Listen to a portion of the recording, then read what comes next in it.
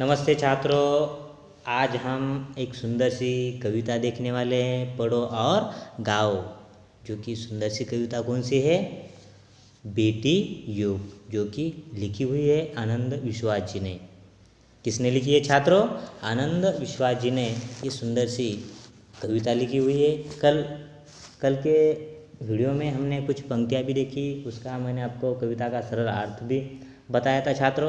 तो चलिए, आपको पेज नंबर निकालना है 28 और 28 पर आपको बेटी युग ये सुंदर सी कविता जो कि आनंद विश्वास जी ने लिखी हुई ये कविता आपको दिखेगी। तो देखिए, सबसे पहले मैं आनंद विश्वास जी का जन्म बताता हूँ। जुलाई 1949, सिकोहाबाद जो कि उत्तर प्रदेश में है। रचनाएं देखिए उन्होंने कौन सी की है?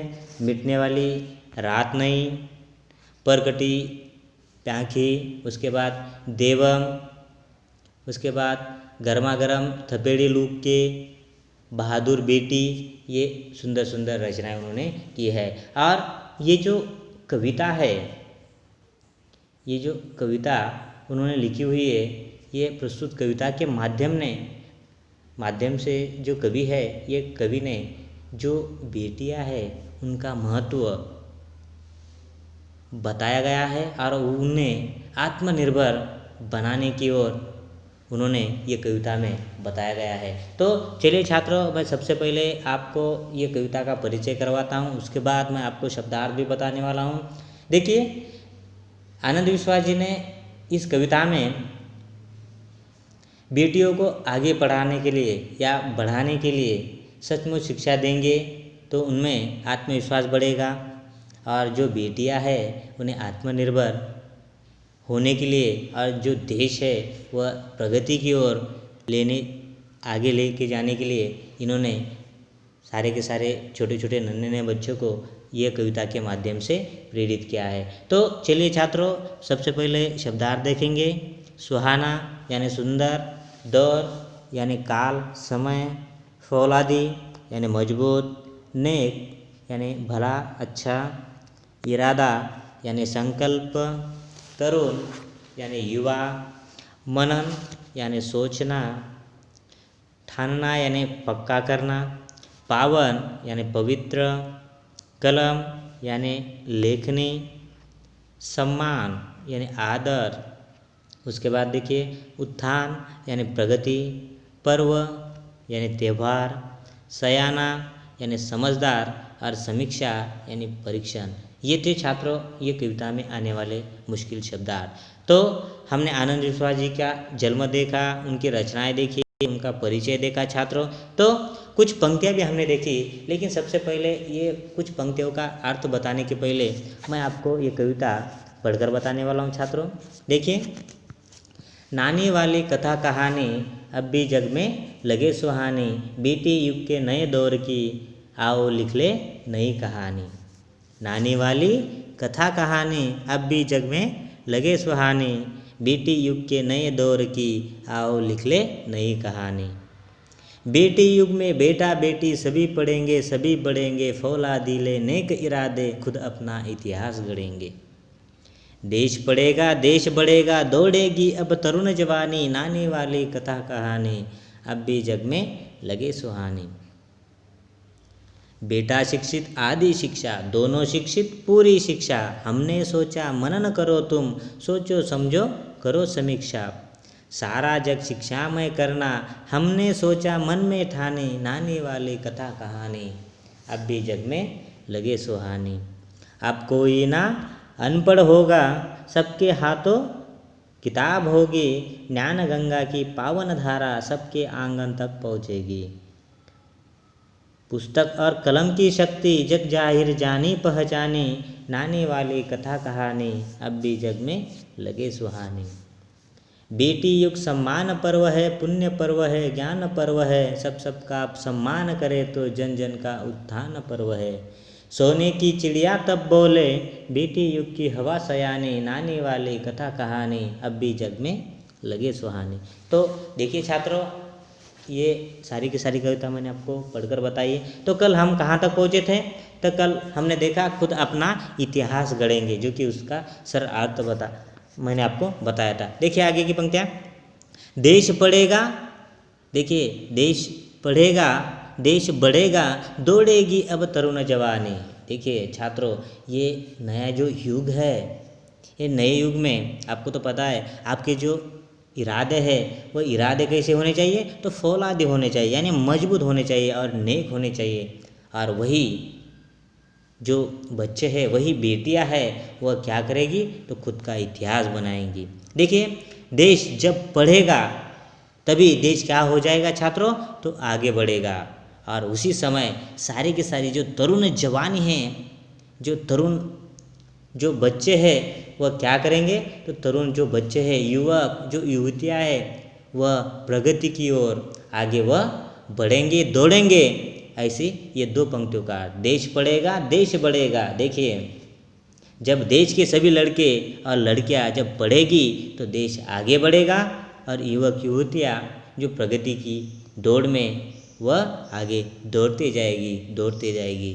नानी वाली कथा कहानी अब भी जग में लगे सुहानी। आज भी बच्चों को नानी द्वारा सुनाई गई जो कहानियाँ हैं, वो आज भी सुहानी, यानी कैसी सुंदर लगती है, प्यारी लगती है छात्रों। ये था ये दो पंक्तियों का अर्थ। देखिए छात्रों, आगे की पंक्ति भी हम देखेंगे। देखिए, बेटा शिक्षित आदि शिक्षा, बेटा शिक्षित आदि शिक्षा, दोनों शिक्षित पूरी शिक्षा। हमने सोचा मनन करो तुम, सोचो समझो करो समीक्षा। सारा जग शिक्षामय करना, सारा जग शिक्षामय करना, हमने सोचा मन में ठाने, नानी वाली कथा कहानी अब भी जग में लगे सुहाने। देखिए, बेटा शिक्षित, कवि क्या कहता है, देखिए कवि यह कहता है, केवल जो आपकी जो बेटे हैं, बेटे को आपको शिक्षित नहीं करना है, शिक्षित करना है नहीं, उसे नहीं पढ़ा, ऐसा नहीं सिर्फ जो लड़के हैं लड़कियों को ही नहीं पढ़ाना है आपको, तो दोनों को ही पढ़ाना है। दोनों को यानी किसको, लड़का और लड़की, ये दोनों को भी आपको पढ़ाना है। तभी आपकी जो शिक्षा है वह कैसी हो जाएगी, पूरी हो जाए। देखिए क्या पंक्तियों में कवि क्या कह रहे हैं, आनंद विश्वास जी, बेटा शिक्षित आदि शिक्षा। जब आप सिर्फ बेटे को ही पढ़ाओगे तो सिर्फ आदि शिक्षा होगी, आधा ही उसका एजुकेशन होगा। लेकिन दोनों को यानी किसको, लड़का और लड़की को, दोनों को भी आप पढ़ाओगे तो आपकी जो शिक्षा है कैसी हो जाएगी, पूरी हो जाएगी। देखिए दो पंक्तियों का, बेटा शिक्षित आदि शिक्षा, दोनों शिक्षित पूरी शिक्षा। बेटो जो लड़की है और लड़का है, दोनों को आपको शिक्षित बनाना है, उसे साक्षर बनाना है। देखिए, हमने सोचा मनन करो तुम, हमने सोचा, मनन ये शब्द का अर्थ मैंने बताया, मनन यानी सोचना। हमने सोचा यानी सोचना। हमने क्या सोचा, देखिए हमने सोचा मनन करो तुम, सोचो समझो करो समीक्षा। देखिए समीक्षा यानी परीक्षण, खुद ही आपका परीक्षण करना है आपको। हमने सोचा मनन करो तुम, सोचो समझो करो समीक्षा। आपको देखिए, जब आप सोच रहे हो, आप दिल में आप मनन कर रहे हो, तो समीक्षा यानी परीक्षण, आप खुद ही परीक्षण करना है आपको। एक आपको लड़कियों को पढ़ाना है, वो भी सोच सकते हो, लड़कियों को पढ़ाना है, वो भी सोच सकते हो। लेकिन आप दोनों को ही पढ़ाओगे, आपको पता चलेगा कि आप जैसे कि सारा का सारा जैसे कि आपका परिवार है, और वही परिवार से आप शुरुआत कर सकते हो। तो वही परिवार से आप शुरुआत कर रहे हो, तो आपके घर में जो लड़की है जो लड़का है, वो दोनों के दोनों शिक्षित हो, और आपका पूरा का पूरा जो परिवार है वह शिक्षित हो जाए, तो आगे का जो सारा का सारा उसी प्रकार हर परिवार आपको बनाना है, शिक्षित बनाना है, साक्षर बनाना है। तो फिर ऐसा कोई होगा जग में, ये संसार में, ये पृथ्वी पर ऐसा कोई नहीं होगा कि वह क्या हो जाएगा, अनपढ़ हो जाएगा। तो इसीलिए आपको सोचना है, क्या करना है आपको छात्रों, आपको सोचना है, तभी आपको पता चलेगा कि सारा का सारा जग कैसा हो जाएगा, शिक्षामय हो जाएगा। देखिए आगे की पंक्तियाँ वही कह रही है, सारा जग शिक्षामय करना, हमने सोचा मन में ठाने। देखिए हमने ऐसा सोच लिया, देखिए हमने इस प्रकार का विचार कर लिया कि देखिए हमने समझो ऐसा सोच लिया, या आप सोचते हो कभी, या आप कभी इस प्रकार का विचार करते हो कि मैं ये, या इस प्रकार मैं ठान लूँ कि ये सारा का सारा जो संसार है मैं कैसा बना लूँ, शिक्षित बना लूँ। तभी सारा जग यानी संसार, और शिक्षामय यानी सारे के सारे परिवार कैसे हो जाएंगे, शिक्षामय, साक्षर, और इसी प्रकार आपको हर व्यक्ति को, हर बच्चों को आपको सोचना है, सारे के सारे कैसे हो जाएंगे, शिक्षित हो जाएंगे, तभी हमारा सारा का सारा जग शिक्षामय बनेगा। और तब कोई अनपढ़ होगा क्या? तो बिल्कुल नहीं। देखिए, नानी वाली कथा कहानी अब भी जग में लगे सुहानी।